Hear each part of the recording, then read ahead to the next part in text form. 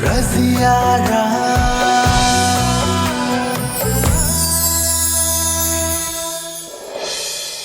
ಕ್ಷಮಿಸ್ಬಿಡಿ ರಾಮ್. ನೀವು ಹೇಳ್ದಾಗ ಕೇಳಿದ್ರೆ ನಾನು ಹೀಗೆ ಸಿಕ್ಕಾಕೋತಿರ್ಲಿಲ್ಲ. ಇವನು ಈ ಥರ ಪ್ಲ್ಯಾನ್ ಮಾಡ್ಕೊತಾನೆ ಅಂತ ನಾನು ಅಂದ್ಕೊಂಡು ಇರಲಿಲ್ಲ.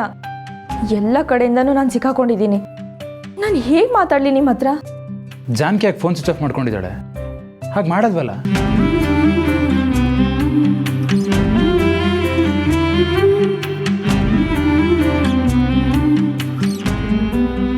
ನೀವೆಷ್ಟೇ ಕಾಲ್ ಮಾಡಿದ್ರು ನಾನು ನಿಮ್ಮ ಹತ್ರ ಮಾತಾಡೋಕ್ಕಾಗಲ್ಲ ರಾಮ್. ನನಗೆ ಗೊತ್ತಿಲ್ಲದೆ ದಿಗ್ಬಂಧನದಲ್ಲಿ ಸಿಕ್ಕಾಕೊಂಡು ಒದಾಡ್ತಿದ್ದೀನಿ. ಇದರಿಂದ ಹೇಗೆ ಬಚಾವಾಗಬೇಕು ಅಂತಾನೆ ಗೊತ್ತಾಗ್ತಿಲ್ಲ. ಆ ಅಲ್ಲಾನೇ ನನಗೆ ದಾರಿ ತೋರಿಸ್ಬೇಕು. ಇಮ್ರಾನ್ ಏನಾದರೂ ಇವತ್ತು ಅವಳನ್ನ ಮದುವೆ ಆಗ್ತೀನಿ ಅಂತ ಕರ್ಕೊಂಡು ಹೋಗಿರ್ಬೋದಾ? ನಿಮ್ಮ ಅನುಮಾನ ನಿಜ ರಾಮ್. ನೀವು ಹೇಳ್ದಾಗೆ ಒಂದು ಪ್ಲ್ಯಾನ್ ಮಾಡಿ ನನ್ನ ಕರ್ಕೊಂಡು ಬಂದಿದ್ದಾನೆ. ಖಂಡಿತ ಏನೋ ಆಗಿದೆ. ಜಾನ್ಕಿ ತೊಂದರೆಯಲ್ಲಿ ಸಿಕ್ಕಾಕೊಂಡಿದ್ದಾಳೆ ಅಂತ ಅನ್ನಿಸ್ತಾ ಇದೆ. ಇಲ್ಲಿಂದ ಹೇಗೆ ತಪ್ಪಿಸ್ಕೊಂಡು ಬರೋದಂತಾನೆ ಗೊತ್ತಾಗ್ತಿಲ್ಲ ರಾಮ್. ನೀವೇ ನನ್ನ ಕಾಪಾಡಬೇಕು. ಹೇಗೆ ಕಂಡುಹಿಡಿಯೋದು? ಎಲ್ಲಿ ಕರ್ಕೊಂಡು ಹೋಗಿದ್ದೀನಿ ಅಂತ ಗೊತ್ತಿಲ್ವಲ್ಲ. ನಾನು ಇಲ್ಲಿದ್ದೀನಿ ಅಂತ ನಿಮ್ಗೆ ಹೇಗೆ ಹೇಳಲಿ? ಹೇಳೋಕ್ಕಾಗದಿರೋ ಸ್ಥಿತಿಲಿ ಒದ್ದಾಡ್ತಿದ್ದೀನಿ. ಇಲ್ಲ, ಹೇಗಾದರೂ ಮಾಡಿ ಜಾನ್ಕಿನ ಬಿಡಿಸ್ಲೇಬೇಕು. ಇಲ್ಲಾಂದ್ರೆ ನಾಳೆ ಅವನೇ ನನ್ನ ಶಾದಿ ಆಗ್ತಾನೆ. ನಾನು ನಿಮ್ಮಿಂದ ದೂರ ಆಗ್ತೀನಿ. ಇಲ್ಲ, ನಿಮ್ಮನ್ನ ಬಿಟ್ಟಿರೋ ಶಕ್ತಿ ನನಗಿಲ್ಲ ರಾಮ್. ಜಾನ್ಕಿ ನನ್ನಿಂದ ದೂರ ಆದರೆ ನಾನು ಹೇಗೆ ಬದುಕಿರಲಿ? ತಪ್ಪು ಮಾಡಿಬಿಟ್ಟೆ. ಜಾನ್ಕಿ ಜೊತೆ ನಾನೇ ಹೋಗಬೇಕಿತ್ತು. ನೀವು ನನ್ನ ಜೊತೆನೇ ಬಂದಿದ್ದಿದ್ರೆ ನನಗಿಂಥ ಪರಿಸ್ಥಿತಿನೇ ಬರ್ತಾ ಇರಲಿಲ್ಲ. ತಪ್ಪು ಮಾಡಿದ್ದು ನಾನೇ ರಾಮ್. ದೇವ್ರೆ, ಹೇಗಪ್ಪ ಜಾನ್ಕಿನ ಕಾಪಾಡೋದು? ಅಲ್ಲ, ನನ್ನ ರಾಮ್ಗೆ ಹೇಗಾದರೂ ನಾನಿರೋ ಜಾಗ ಗೊತ್ತಾಗೋಗಿ ಮಾಡು. ಅವ್ರನ್ನ ಬಿಟ್ಟು ಬದುಕೋ ಶಕ್ತಿ ನನಗಿಲ್ಲ. ಜಾನ್ಕಿನ ಏನಾದರೂ ಕಳ್ಕೊಂಡ್ರೆ ನಾನು ಖಂಡಿತ ಜೀವನ ಕಳ್ಕೊಬಿಡ್ತೀನಿ. ನಮ್ಮಿಬ್ರು ಪ್ರೀತಿ ಪವಿತ್ರವಾದದ್ದು ರಾಮ್.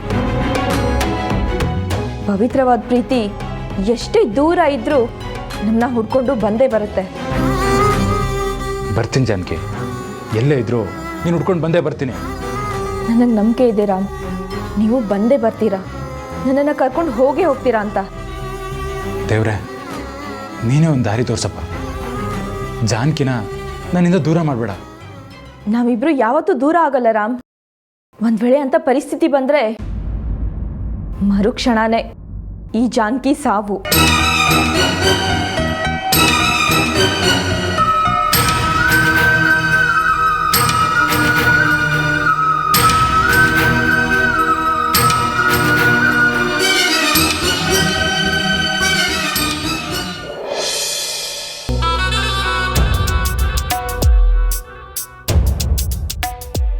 ಹೌದಪ್ಪ, ನಾಳೆನೇ ಕೊನೆ ದಿನ.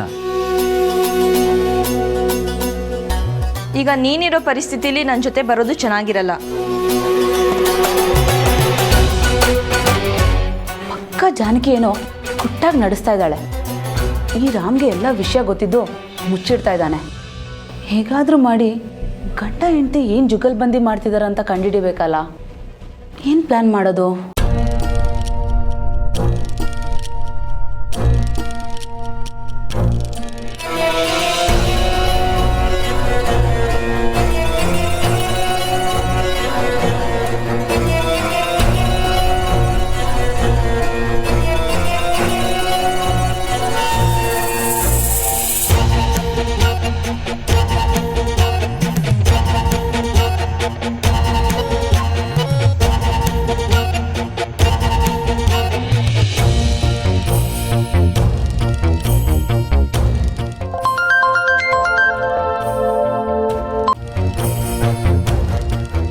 ಏನಮ್ಮ ಮಗಳೇ, ಏನು ವಿಷಯ?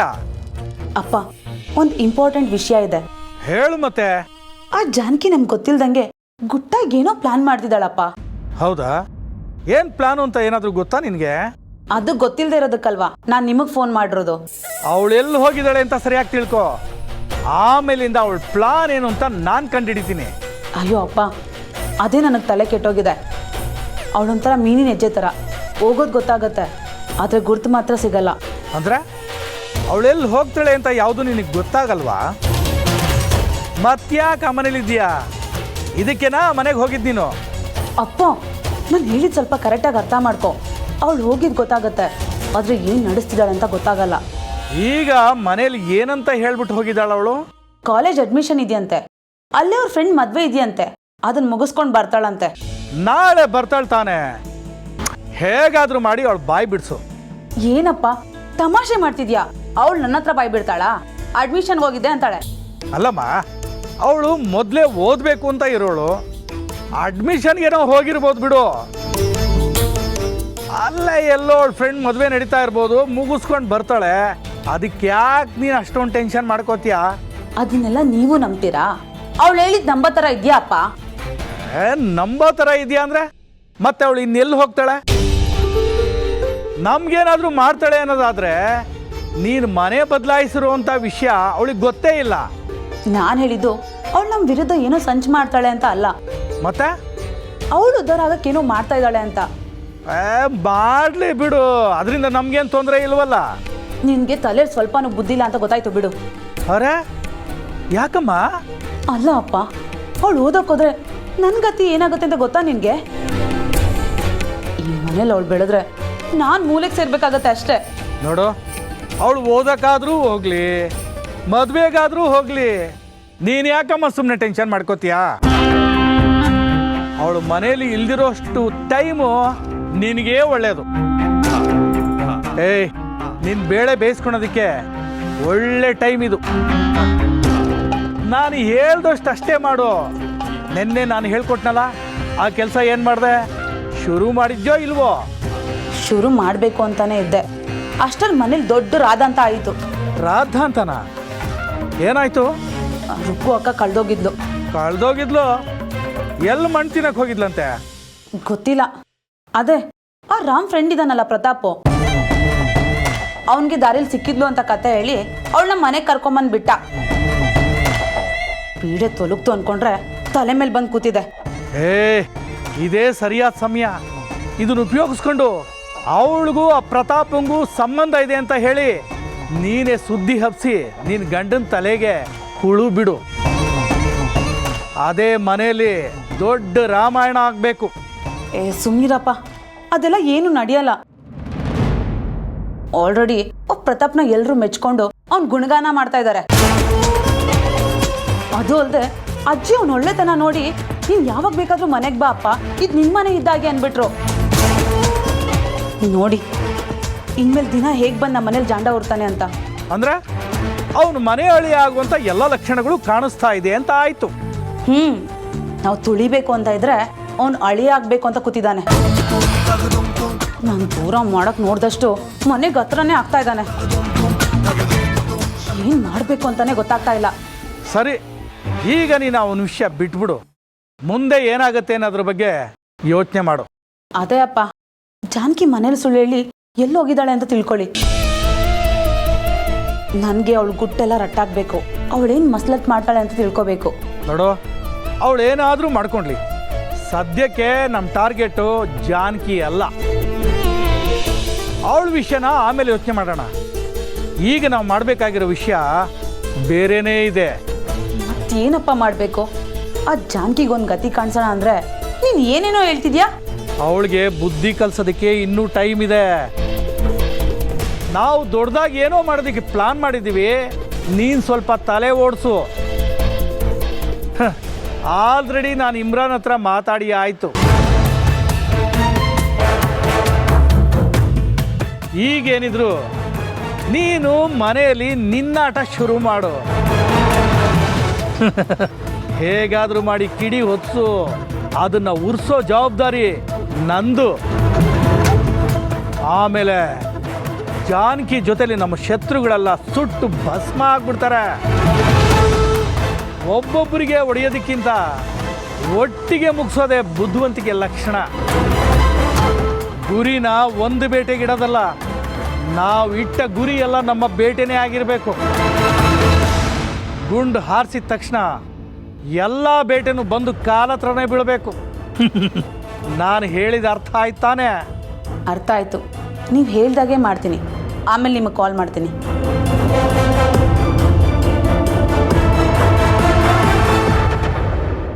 ಬೇಟೆ.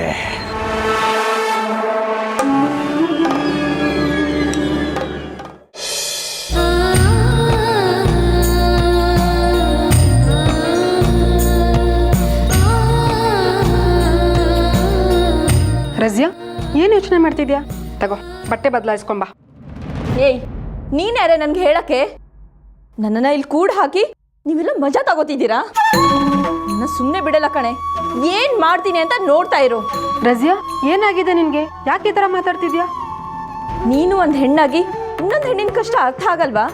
ನಿಂಗೂ ಒಂದು ಮನ್ಸನ್ನೋದಿದ್ಯಾ? ಏನು ರಜಿಯಾ, ಒಂದು ಮೊಬೈಲ್ ಕಳ್ದೋಗಿದ್ದಕ್ಕೆ ಇಷ್ಟೊಂದೆಲ್ಲ ಕೂಗಾಡ್ತಿದ್ಯಲ್ಲ? ಮೊಬೈಲ್ಗೂ ಮನ್ಸಿಗೂ ಹೋಲಿಕೆ ಮಾಡಬೇಡ. ಮೊಬೈಲ್ ಕಳ್ಕೊಂಡ್ರೆ ಹೊಸ ತಗೋಬೋದು, ಆದರೆ ಮನ್ಸನ್ನು ಕಳ್ಕೊಂಡ್ರೆ ಆಗಲ್ಲ. ನೀ ನನಗೆ ಅಡ್ವೈಸ್ ಮಾಡೋ ಅವಶ್ಯಕತೆ ಇಲ್ಲ. ನೀವೇ ನನ್ನ ಮೊಬೈಲ್ನ ಎತ್ತಿಟ್ಕೊಂಡು ನಾಟಕ ಮಾಡ್ತಿದ್ದೀರಾ ಅಂತ ನನಗೆ ಚೆನ್ನಾಗಿ ಗೊತ್ತು. ನಿನ್ಗೆ ಎಷ್ಟು ಹೇಳಿದ್ರು ಅರ್ಥ ಆಗಲ್ಲ ರಜಿಯಾ. ಭಯ್ಯ ಬರ್ತಾನೆ, ಅವ್ನ ಮೊಬೈಲ್ ತಗೊಂಡು ನೀನು ಯಾರ ಜೊತೆ ಮಾತಾಡಬೇಕೋ ಮಾತಾಡು. ಅವನ ಮೊಬೈಲ್ ಯಾರಿಗೆ ಬೇಕು? ಶಾದಿ ಆಗೋ ಹುಡುಗಿ ಜೊತೆನೆ ಇಂಥ ಆಟ ಆಡ್ತಿದ್ದಾನಲ್ಲ, ಅವನು ಒಬ್ಬ ಗಂಡ್ಸ, ಹೇಳಿ ಅವನು. ಕೋಪ ಮಾಡ್ಕೋಬೇಡ ರಜಿಯಾ, ಇದರಲ್ಲಿ ಭಯದೇನೂ ತಪ್ಪಿಲ್ಲ. ನೀನೇ ಎಲ್ಲೋ ಮೊಬೈಲ್ ಕಳ್ಕೊಂಡಿದ್ಯಾ ಅನ್ಸತ್ತೆ. ನನ್ನ ಮೊಬೈಲ್ ಎಲ್ಲಿಟ್ಟಿದ್ದೀನಿ ಅಂತ ನನಗೆ ಚೆನ್ನಾಗಿ ಗೊತ್ತು. ನಿನ್ನ ಭಯನೇ ಎತ್ಕೊಂಡಿದ್ದು. ಇಂಥವ್ರ ಜೊತೆ ಶಾದಿ ಆದರೆ ನಾನು ಸುಖವಾಗಿರ್ತೀನಾ? ಅಲ್ಲ ರಜಿಯಾ, ನಿನ್ನ ಮೊಬೈಲ್ ಭಯ ಎತ್ಕೊಂಡ್ರೆ ಅವನಿಗೇನು ಲಾಭ? ಸುಮ್ಮನೆ ತಲೆ ಇಲ್ಲದೆ ಮಾತಾಡಬೇಡ. ಭಯ ನಿನ್ನ ತುಂಬ ಇಷ್ಟಪಡ್ತಿದ್ದಾನೆ, ಅವ್ನು ನಿನಗೆ ಮೋಸ ಮಾಡಲ್ಲ. ನೀವೆಲ್ಲ ಒಂದೇ ಗುಣದ ವ್ಯಕ್ತಿಗಳು ಅಂತ ನನಗೆ ಚೆನ್ನಾಗಿ ಗೊತ್ತು. ಅದಕ್ಕೆ ಎಲ್ಲರೂ ಒಟ್ಟಿಗೆ ಇದ್ದೀರಾ. ಟೈಮ್ ಬರಲಿ, ನಾನು ಏನು ಅಂತ ಗೊತ್ತಾಗುತ್ತೆ. ರಜಿಯಾ, ನೋಡು, ಇವಳೆ ಆಲಿನಾ ಅಂತ ನಮ್ಮ ಏರಿಯಾದಲ್ಲಿ ಬೆಸ್ಟ್ ಮೆಹಂದಿ ಹಾಕೊಳ್ಳೋ. ಯಾರ್ದೋ ಶಾದಿಗೆ ಮೆಹಂದಿ ಹಾಕಕ್ಕೆ ಕೊಟ್ಟಿದ್ಲು, ರಿಕ್ವೆಸ್ಟ್ ಮಾಡಿ ಕರ್ಕೊಬಂದಿದ್ದೀನಿ. ನಿನಗೆ ಯಾವ ಥರ ಡಿಸೈನ್ ಬೇಕೋ ಆ ಥರ ಮೆಹಂದಿ ಹಾಕ್ತಾಳೆ. ಅಲಿನಾ, ರಜಿಯಾ ಯಾವ ಡಿಸೈನ್ ಕೇಳ್ತಾಳೆ ಅದೇ ಥರ ಮೆಹಂದಿ ಹಾಕಬೇಕು. ನೀನು ಹಾಕೋ ಮೆಹಂದಿಲಿ ನಾಳೆ ನನ್ನ ಶಾದಿಲಿ ರಜಿಯಾ ಗೊಂಬೆ ಥರ ಕಾಣಬೇಕು. ಸರಿ ಭಯ್ಯ. ರಜಿಯಾ, ಈಗ ನೀನು ಸಂತೋಷನಾ? ಇಮ್ರಾನ್, ನನ್ನ ಮೊಬೈಲ್ ಎಲ್ಲಿಟ್ಟಿದ್ಯಾ?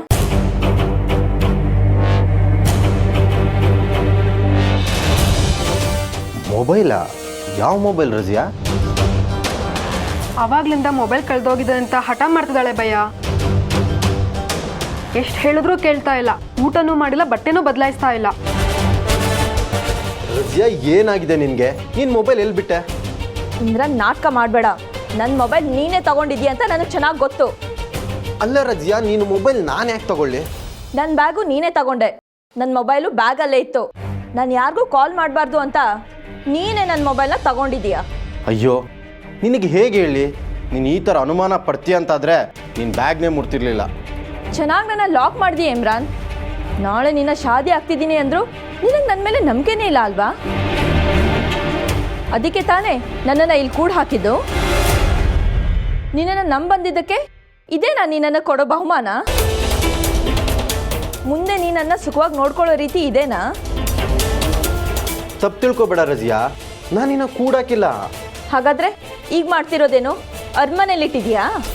ರಜಿಯಾ, ನಾಳೆ ಶಾದಿಗೆ ಜಾಗ ಬೇಕು ತಾನೇ ರೆಡಿ ಆಗೋಕ್ಕೆ, ಅದಕ್ಕೆ ಇಲ್ಲಿ ಕರ್ಕೊಬಂದಿದ್ದೀನಿ. ಸ್ವತಂತ್ರ ಇಲ್ದಿರೋ ಜಾಗದಲ್ಲಿ ಹೇಗೆ ಉಸಿರಾಡ್ಲಿ ನಾನು? ಇಲ್ಲಿ ನನಗೆ ತುಂಬ ಚಿತ್ರಹಿಂಸೆ ಆಗ್ತಿದೆ. ಇದೆಲ್ಲ ಒಂದೇ ದಿನ ರಜಿಯಾ, ನಾಳೆಯಿಂದ ಯಾವ ತೊಂದರೆನೂ ಇರಲ್ಲ. ಅಂದರೆ ನನಗಿವತ್ತು ನೀನು ತೊಂದರೆ ಮಾಡಬೇಕು ಅಂತಲೇ ಕರ್ಕೊಂಡ್ಬಂದಿದ್ಯಾ? ಹಾಗಲ್ಲ, ನಾಳೆ ಶಾದಿ ಇಟ್ಕೊಂಡು ನೀನು ಯಾಕೆ ಆಚೆ ಹೋಗಬೇಕು? ನೋಡು, ಅದಕ್ಕೆ ನಿನಗೆ ಬೇಕಾಗಿರೋರ್ನೆಲ್ಲ ಇಲ್ಲೇ ಕರ್ಸಿದ್ದೀನಿ.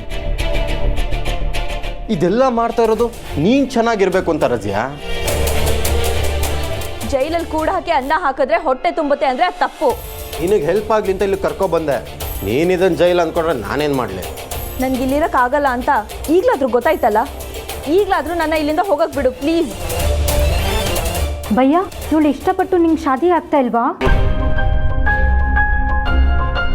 ರಜಿಯಾಗೆ ನನ್ನ ಕಂಡ್ರೆ ತುಂಬ ಇಷ್ಟ ಅಂತ ಹೇಳಿ ಕರ್ಕೊಂಡು ಬಂದೆ.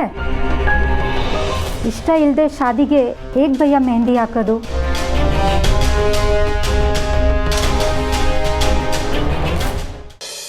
ರಜಿಯಾ, ಈ ಥರ ಅವಮಾನ ಮಾಡಬೇಕು ಅಂತ ಎಷ್ಟು ದಿನದಿಂದ ಕಾಯ್ತಿದ್ದೆ. ನೋಡಿದ್ಯಾ ಆಲಿನ ಹೇಗೆ ಮಾತಾಡ್ತಿದ್ದಾಳೆ ಅಂತ? ಇದಕ್ಕೆ ನಾನು ನಾಳೆ ಕರೆಕ್ಟ್ ಟೈಮಿಗೆ ಶಾದಿಗೆ ಬರ್ತೀನಿ ಅಂತ ಹೇಳಿದ್ದು.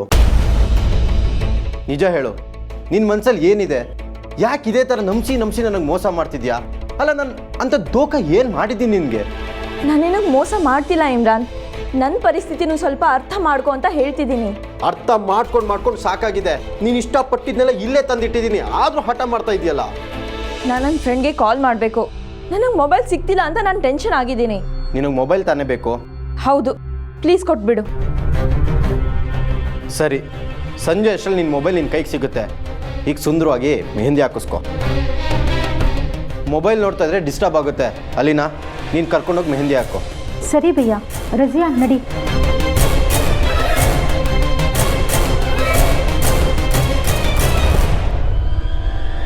ನಿನ್ನ ದೋಸ್ತ ಹತ್ರ ಮಾತಾಡೋಕ್ಕೆ ನೀನು ಮೊಬೈಲ್ ನಿನಗೆ ಬೇಕು ಅಂದರೆ ಮೊದಲೋಗಿ ಮೆಹಂದಿ ಹಾಕಿಸ್ಕೊ. ಎಲ್ಲ ಕಡೆ ಬಾಗಿಲು ಮುಚ್ಚಿ ಬೆಳಕು ನೋಡು ಅಂತಿದೀಯಾ?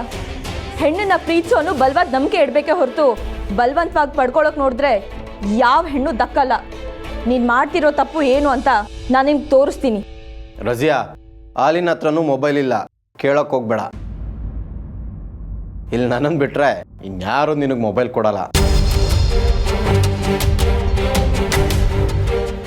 ರಾತ್ರಿ ಬರ್ತೀನಿ, ಮೆಹಂದಿ ಹಾಕೊಂಡು ರೆಡಿ ಆಗಿರೋ. ನಿನಗೋಸ್ಕರ ಕಬಾಬು, ಬಿರಿಯಾನಿ ಎಲ್ಲ ತಗೊಂಡು ಬರ್ತೀನಿ.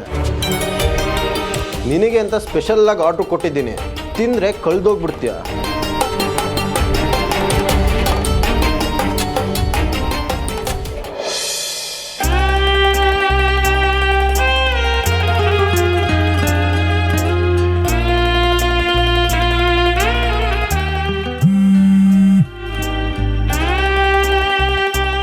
ಹೇಳಿ ಭಾವ.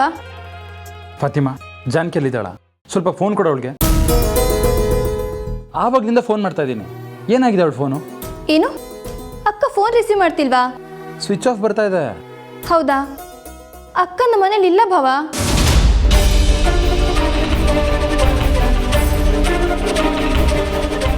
ಮತ್ತೆ ಎಲ್ಲೋಗಿದ್ದಾಳೆ?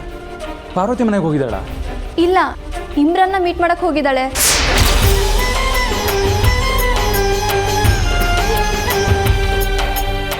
ಏನು ಹೇಳ್ತಿದ್ದೆ ಫಾತಿಮಾ? ಒಬ್ಬಳೇ ಹೋಗಿದ್ದಾಳ?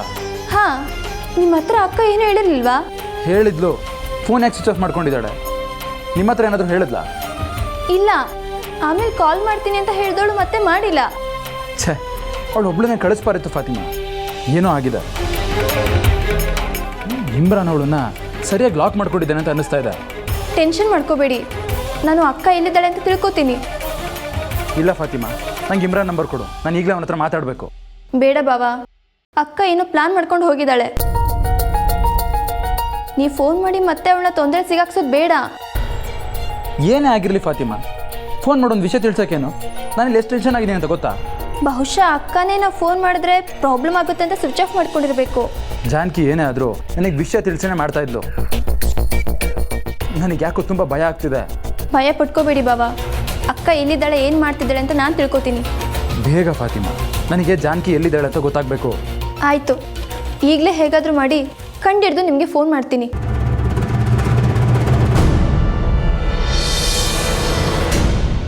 ಅಕ್ಕ ಫೋನ್ ಯಾಕೆ ಸ್ವಿಚ್ ಆಫ್ ಮಾಡ್ಕೊಂಡಿರ್ಬೋದು?